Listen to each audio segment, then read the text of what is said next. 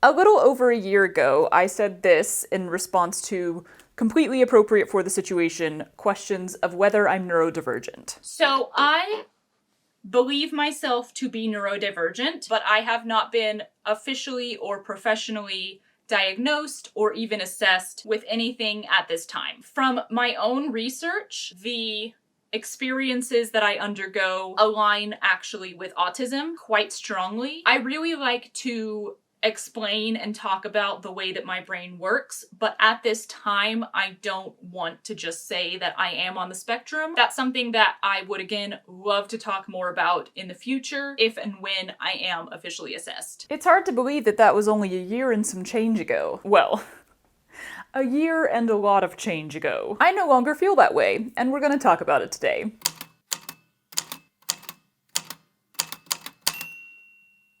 I first began to think I may be autistic long before I started my YouTube journey. I would say at least 5 years ago now. And once I had that first suspicion, which let me note was already in the back of my brain, a big old hell yes, that's totally it, I started quietly logging away proof. I didn't do much external research on it. I've never done much research on autism. I was afraid that I would hear about other people's experiences and start conforming my own to match, or that I would see a list of symptoms and find ways to have all of them. Because ultimately, in my heart of hearts, I desperately wanted to be autistic. I wanted this to answer all of my unanswered questions, but I was aware of and wary of that desperation. I didn't want to discover the symptoms of autism and see if I fit into that category. I wanted to discover myself and see if autism fit me. The few things that I did read or see, because the internet somehow knows and feeds you content, were typically pretty affirming. But I hesitated to label myself publicly as someone who presents myself publicly. I hesitated to self-diagnose. I was concerned, again, by how much I wanted it. I've been analyzing myself, my brain, my behaviors for as long as I can remember. I think when you observe from a very young age that you seem to be different from those around you, it's a logical next step to start looking very closely at why. I really tried to find answers. As I moved out of childhood, I was always looking for the origin story for my personality traits, my habits, my preferences, and I could find one for a lot of them, but never for all of them. There were always unanswered questions, and I didn't love that. They just hang out in the back of my mind, looping there, haunting me. Okay, where am I taking this piece of thread right now? So when I started to consider autism, I started to see answers. I could finally address that pile of confusion in the back of my mind, start sorting through it one by one and going, oh, yep, that's probably autism. I mean, the first thing that clued me in was that oh so common autism trope. Is it okay to call it a trope at this point? Issues with eye contact. I trained myself through heavy levels of mimicry to get better at talking to people, at holding conversations, especially with adults or later on at my jobs. I really used professionalism as a mask. But the eye contact, man, I could not get over it. I couldn't master it. I couldn't mimic my way out of the issue. I couldn't even trick myself into being better at it, and I can trick myself into a lot of stuff. And the very first actual named representation of autism that I recall seeing was in the TV show Scrubs, where Dr. Cox has a friend visiting who has a 2-year-old son, and he starts to suspect that the child is autistic. Now, was this an especially good representation of autism? Not really. It was short, it was quick, it was a B-plot. It was kind of your traditional male, very young child being diagnosed. He literally lists like 2 things in the show for, you know, why he's having these suspicions. The kid is like really good at building blocks that like have matching colors and stuff, and he refuses to make eye contact. I saw this episode when I was in college, and a little thing in the back of my brain went bing! But that is so little information to go off of, so it just got tucked away. The word autism was neatly filed in the catalog under the heading potentially of interest. I heard more things about autism after that, exclusively in relation to children, but the next time that I really saw it represented, and the first time that I saw it represented by adults, was in the original Australian version of Love on the Spectrum. I went into watching that show thinking I was completely neurotypical, and I left it going, huh. Interesting. I didn't hugely relate to anyone who was highlighted in that first season, and honestly, I haven't watched any since. But I did relate. A little. Sometimes. Maybe more than a little. And specifically in areas that were in that unanswered questions pile at the back of my brain. Just with the information from that show, I could already start pulling out questions and going, yep, that's finally making sense. And that was a huge relief. Massive. Have you ever had a question just rotating in the back of your brain without an answer for like 2 decades? It was so huge of a relief that it scared me. I have zero problems with being autistic. I have a lot of problems with letting myself believe I'm autistic and then having that relief yanked out from under me. So I spent 5 years slowly and carefully mulling over every little facet of my personality, all my behaviors and habits, all of those origin stories and lack thereof, refusing to take on the label of autistic publicly, no matter how much I had begun to believe it and accept it personally in my brain. But the evidence piled up. At first I would say, I think maybe I'm autistic. Then I would say, I believe myself to be autistic. Switched over to saying, I'm definitely neurodivergent, but I don't have an official diagnosis. Why not? Well, the easy answer is that I hate finding services and making appointments, and the whole thing can be a lot of hoops to jump through and kind of a mess, which makes it ironically difficult for the very people it's supposed to service. The answer I put in small print is that I was terrified of being told I'm wrong and having this thing that brought me such great relief snatched away from me. And by was, I kind of mean am, because I still haven't done this. But self-diagnosis is fine. Self-diagnosis works. Self-diagnosis is completely valid. Is something that I totally and genuinely believe and support for everyone else. Easier said than done, right? Practice what I preach. All those other cliches that mean I believe it for you, but not for me. Here's the thing. As a person on the internet, even without a massive audience, I knew that there would come a time that someone would tell me I'm wrong. A stranger who only sees the parts of me that I present here, who only knows a sliver of the story, will tell me that I'm wrong about myself. And that'll happen with or without an official assessment or diagnosis. In fact, it'll happen even without me officially labeling myself, because guess what, y'all? It's already happened. Yeah. Bonkers, right? And I don't want to defend myself or my knowledge of myself, especially not my knowledge of myself. Not that I actually would. I have a pretty solid policy of not replying to comments that require me to defend my own knowledge of who I am. But without a professional behind me, bolstering me with their signature on a document, or however it goes, I don't actually know. I felt like these inevitable comments would be destructive to the process of self-discovery I was going on. But also, that process was expanding and developing fast, and I was quickly becoming more and more confident in my knowledge of how my brain works. And I enjoy sharing my discoveries and talking about how my brain works with you. I've been doing that for a while now. I don't label it, I rarely attribute it to anything, I just chat about how things are operating for me. And that's honestly worked pretty well. People who relate will relate for whatever reasons they personally have for relating. Come to find out, that reason is quite often not autism, but rather ADHD. Yeah, that whole development has come solely from my YouTube journey, which makes it significantly more complicated. I had never considered ADHD as a possibility for me personally before.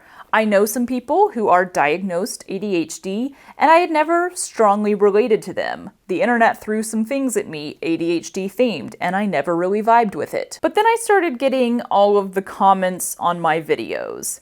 Big ADHD vibes. As someone with ADHD, I totally relate to this. Have you considered that you are ADHD? I never minded any of these comments. I don't have a problem with somebody saying, hey, I relate to this a lot and I have ADHD, so... Rarely did anyone cross the lines of the oh-so-controversial internet diagnosis or armchair diagnosis. There's a line between, I have ADHD and I relate to you, and hey, you probably have ADHD. And generally speaking, this side is okay with me, and this side is like, dial it back. I don't get upset about the actual armchair diagnoses that I get, though. It's not a good thing. We should not be doing that. But I completely understand where it comes from. When I first started exploring my autism, I also immediately started seeing symptoms of autism in everyone around me. And it was exciting to relate to them. It was exciting to find answers to questions that they absolutely had not asked me in the first place. I was amped up about it, even though I was definitely projecting in pretty much every scenario. The internet diagnosis is usually backed by good intentions, but it is also still not okay. At first I kind of figured I was creating the ADHD vibes through my editing style, like the tangents and distractions, the quick cuts and pacing. That's all editing, right? I'm cutting out all the slow, focused, boring parts. But the more and more I talked about how my brain works, and the more and more that I got these comments, the more and more I considered that I wasn't faking those parts of the video. Quite the opposite. The distractions, the tangents, the shifts in focus, it's packed together in a much shorter time frame, but it all still happens. For the first time, I started examining some different facets of my brain function, some things that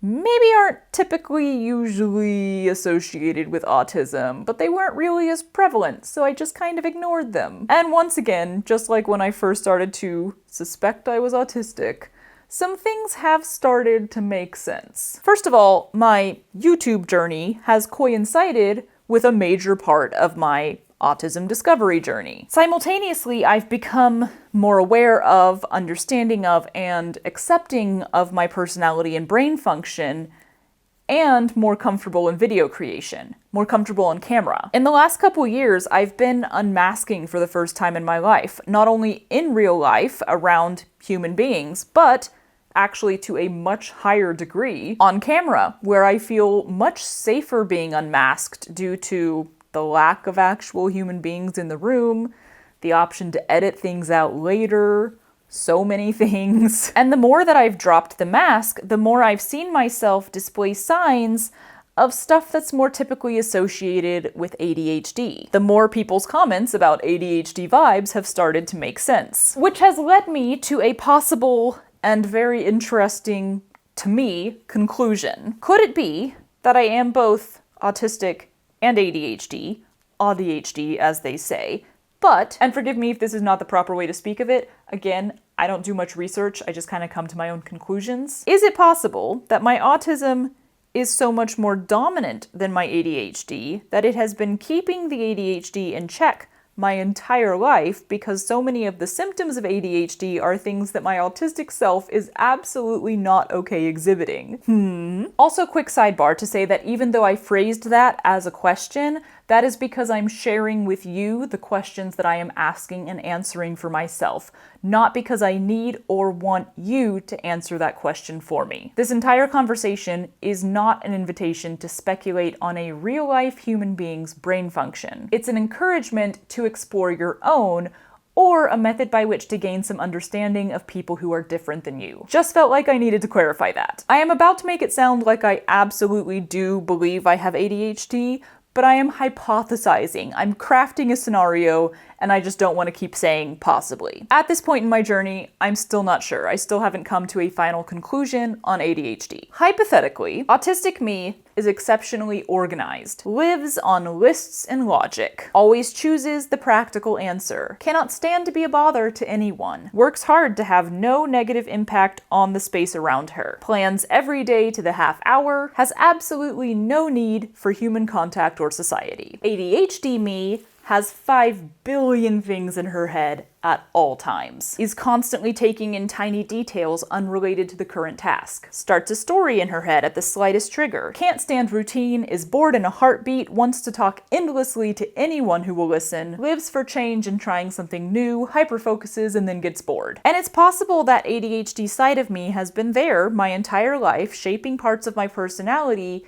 even while the autistic side of me has been wrapping it in a straitjacket. ADHD is not practical, not for the organized, on-schedule life my autistic self prefers. I taught myself how to manage myself from a very young age. The best example of this, something I remembered a few years ago that just boggled me for a bit. When I was a kid, I survived on stories in my head. What people would call daydreaming, I suppose, only that always makes me think of like, imagine finding a unicorn in the woods, or getting kissed by the boy I like. And mine were more like full-on complete narratives that were not technically about me, though the protagonist was always a girl about my own age. Basically, I was writing books, but in my head. I did write some down on paper, but that's a whole other thing. Anyway, I just referred to this habit of mine as dreaming.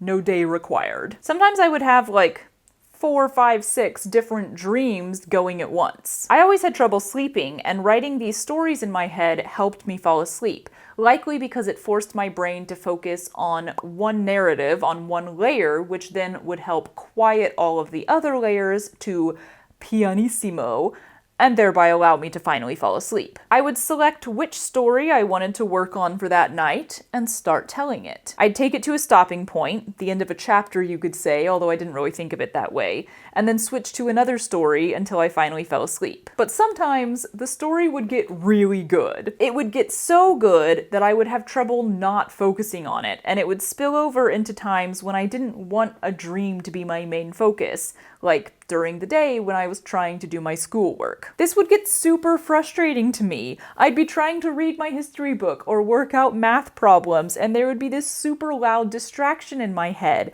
usually the last part of the dream that I'd told kind of playing on a loop, waiting for that next part that was about to come, and it was so good and I was so excited for it. I just needed to tell it. Massive distraction. It didn't take me long to realize that trying to fight against this was useless. If I just kept trying to do my schoolwork with this distraction in my brain, I would do poorly and it would take longer. Impractical. So I worked out a very logical policy for myself. When the dream was too distracting, I would set down my pencil and allow myself to solely focus on the distraction. I'd stop fighting it, stop trying to do math problems, and let myself tell the story, with the caveat that I had to take it to one of those stopping places, one of those chapter ends, and then I had to set it aside and refocus on my schoolwork with all the top layers of my brain. This worked really well. It worked pretty much every time. Instead of wasting half an hour doing shoddy work, I could just give myself a 5-minute break, let my brain do the thing that it really wanted to do, and then move on. I was also benefited in this by being homeschooled. There was no one to see me stop working and stare off into space for 5 minutes and then question what I was doing and tell me to get back to work. And I was so young when I started doing this, when I started managing myself in this way. I know because I have specific memories of sitting in a certain desk, staring out the window in our office, taking dream breaks, and we rotated through the desks as we got older, so I was only in that specific one for like grade school, possibly even just lower grade school. And when I first remembered this, I was like, crazy. Look at me being such a practical little kid. But now I see that as a really clear, possible example of my ADHD side being controlled or managed by my autistic side. My whole life, I think I've been keeping it in check. It caused problems in school. It caused problems at jobs. It caused problems for my oh so precious organization and efficiency and productivity. So I found ways to manage it. And it's only now that I work for myself, that I manage myself for real. I set my own expectations and I've started allowing myself to unmask, both in real life and on camera. That suddenly I'm seeing this side of me come out more and more, like it's being released from the straitjacket. And I'm thinking, yeah, maybe I do have both. Kinda seems logical. There are several other examples that I've filed under the possible ADHD heading. I'm not going to list them all for you, but another more recent one that I found interesting was this. I talked in a video once about how I don't allow myself to watch the same comfort movie or TV show over and over again, and I kind of place the blame on just this general idea from childhood that that's not a thing you do. And many people in the comments said, I watch my favorite show on a loop because it's comfortable and I like it, and why not? Thinking about it later, looking at the origin of this idea a little closer, I realized that the requirements that I set for myself to not hyperfocus in this way, to not consume the same media too frequently, to not listen to the same song on repeat, to not eat the same food over and over. I don't think this is actually my reaction to societal expectations or norms, not even the ones from my family growing up. I think it's my own practicality taking control. Logic says that if I focus on that thing that I love right now, I'll get tired of it due to overconsumption, and then I won't like it anymore. I'll ruin it for myself. So in order to extend the life of something that I like, I have to control how much of it I intake, right? So don't rewatch Bake Off more than once a year, or you won't like it as much and you'll lose the joy of that annual rewatch. Once again, this feels like an example of my autism, practical, big picture, logic first thinking, taking the lead over my potentially ADHD side. Shiny fun, I like that, so gimme more. Lately, I've been relaxing on stuff like that, allowing myself to listen to my new favorite song on repeat for a month straight. And yeah, it ruins it. Practical me is right, but it's super fun for a month. And again, I'm still not sure about the ADHD. This is all theoretical. I'm sure about the autism, but it took me 5 years of careful, dedicated self-reflection to get there. And that was largely without the added layer of presenting myself online to strangers who have thoughts and opinions. So the journey is ongoing and still moving and changing, and I haven't really felt the need to make some big announcement video about being autistic. Well, to be fully honest, I haven't felt the need, but I have felt the desire. I have a script way back in my files that I wrote at least 3 years ago. I know that for sure because I wrote in the first line, I'm 29, and I'm now about to turn 32. It was an autism coming out video, for lack of a better term, and I started writing it with the intention to finish the script and film the video after finally getting my official assessment, the big thumbs up from a professional. But a lot has changed since then. My list of proof has changed since then. My belief in myself has changed since then. The amount of times I've openly discussed my brain function on YouTube has changed since then. And most of all, my need to prove what I know about myself to you, to my audience, has changed. Thank goodness. I literally wrote a note to myself in the middle of that script to list out and explain every symptom from my entire life that has ever made me think I'm autistic. And while I may work my way through that list here and there in random videos and chats for the next 5 years, I certainly did not and do not need to present them all in a list like I'm offering up evidence in court. There wasn't some special day that I decided to start saying, I'm autistic. I'm not even sure when I first did. But I do know that when I said it out loud for the first time, for sure, no caveats, no maybes, or I thinks, it didn't feel any different, because I've already been saying it inside for years. Also in the last 3 years, I've seen online representation of adult autistic women drastically rise, largely in short form, but in long form as well. Fictional representation in TV and film, it's a bit of a slower rise, but well, some of those wonderful women repping autism online have given their thoughts on it, so I'll let you go watch that. My point is, as I saw autism presented and discussed more openly and kindly online, I felt less of a need to be a voice for it, which is good because like I said before, I don't research stuff, I just analyze myself. I don't want to be seen as a representative of neurodivergence because that's a pretty big deal and a lot of pressure, and I would hate to share or say the wrong thing simply because I'm uninformed. But I'm happy to talk about the thing that I am very, very well informed on, an expert in the field, you could say, and that's my own brain, my experience, me. If that can help somebody else explore their own brain, amazing. If people relate, awesome. If anyone feels validated and less alone through my stories, then I am in turn validated and less alone by sharing them. And so it's this giant circle of support, and that's amazing and beautiful and exactly what I want it to be. I'm not here to be a voice for autism. I'm just here to share my own stories and thoughts, and if that can provide some representation in a still underrepresented area,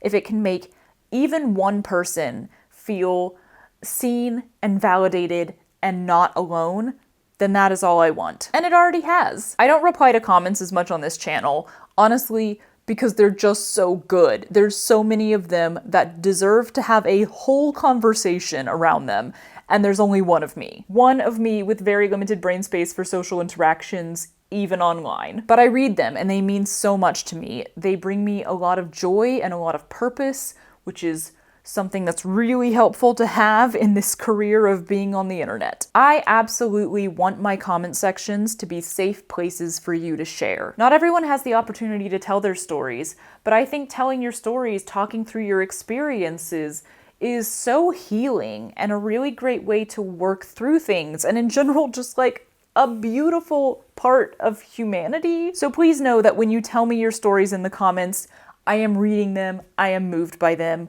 I so appreciate them. And if you aren't in a sharing place, that is perfectly fine too. I am rooting for you as you uncover your complexities and learn to love them in all their tangled messiness. It might take years, years and years and years and years, but the journey is so worth it.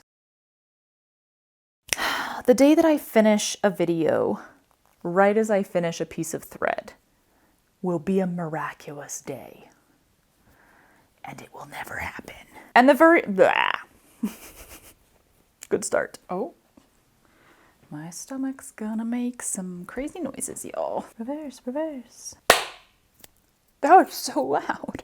Well, the easy answer, ow! Ah. Just yanked that right back out. Autistic me is exceptionally organized. You're going the wrong way. Turn around.